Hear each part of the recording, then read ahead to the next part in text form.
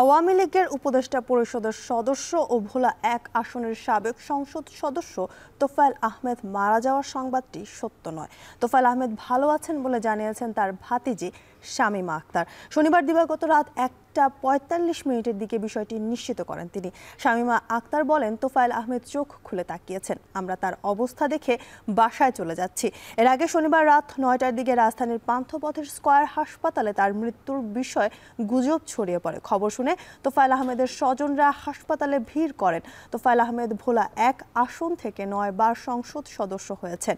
এছাড়া বাংলাদেশ সরকারের বাণিজ্য মন্ত্রী ও শিল্পমন্ত্রী হিসেবেও দায়িত্ব পালন করেছেন।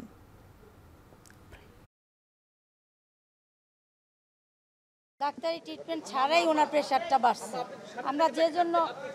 আমরা যে জন্য চেষ্টা করছি, দেখার চেষ্টা করছি যে ওনার প্রেশার বাড়ে কিনা। নিজের থেকেই ওনার ভালোই প্রেশার বাড়ছে ওনার, এবং উনি নিজের থেকেই চোখ খুলছে। চোখ খুলে কথাও বলতে চেষ্টা করছে। আলহামদুলিল্লাহ, আমরা ভালো দেখে গেছি ওনাকে। আমরা দেখে গেছি, আমরা দেখি বাসায় চলে যাচ্ছি। যদি খারাপ অবস্থা হইতো তাহলে আমরা বাসায় যেতাম না।